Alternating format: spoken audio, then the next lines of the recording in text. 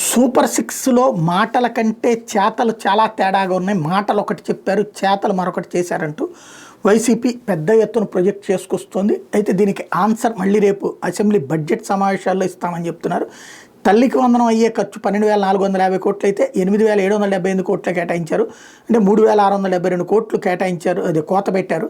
16,122 కోట్లు ఓవరాల్గా ఎగ్గొట్టిందని వీళ్ళు చెప్తున్నారు. అదే సందర్భంలో లేదు అది సరిపోతుందని ప్రభుత్వం వాదిస్తోంది. అన్నదాత సుఖీభావకు 10,440 కోట్లు అయ్యే ఖర్చు అయితే 6,300 కోట్లు కేటాయించారు. 4,140 కోట్లు కోత పెట్టారు. 14,580 కోట్ల రూపాయలు ఓవరాల్గా ఎగ్గొట్టారు అన్నట్టు చెప్తున్నారు. ఎందుకంటే ఫస్ట్ ఇయర్లో 10,000 రూపాయలు, ఈ ఏడాది కలిపని అయితే ఇక్కడ లెక్క ఏంటంటే వీళ్ళు చెప్పేటటువంటిది 44 లక్షల మందికి ఇది సరిపోతుంది, 10,000 రూపాయలు ఎట్లా కేంద్రం ఇస్తుంది కాబట్టి 6,000 రూపాయలు అన్నట్టు వీళ్ళు చెప్తున్న లెక్క. అయిపోతే ఆడబిడ్డనిది 32,400 కోట్ల రూపాయలు, గుండు 100% కూడా కోత పెట్టారు. మొత్తం 64,800 కోట్లు ఎగ్గొట్టినట్టు, ఏదైతే ఒక్కొక్క మహిళకి 1,800 రూపాయలు అని చెప్పినటువంటి అంశానికి సంబంధించి. నిరుద్యోగ భృతి 36,000 కోట్ల రూపాయలు అయ్యే ఖర్చు అయితే ఒక్క పైసా కూడా కేటాయించలేదు. 100% ఎగ్గొట్టారు. 72,000 కోట్ల రూపాయలు నిరుద్యోగులు నష్టపోయారని చెప్పి వీళ్ళు ప్రొజెక్ట్ చేస్తున్నారంటే దాదాపుగా 50,000 మందిని ప్రొజెక్ట్ చేస్తున్నారు. దీపం పథకం 4,115 కోట్లు అవసరం అయితే 2,601 కోట్లు కేటాయించారు. 1,514 కోట్లు కోత అంటే 4,734 కోట్ల రూపాయలు కోత పెట్టినట్టు అన్నటువంటి చెప్తున్నారు. అట్లా ఫీ బస్ ప్రయాణానికి 4,200 కోట్లు అవసరం అవుతుంది,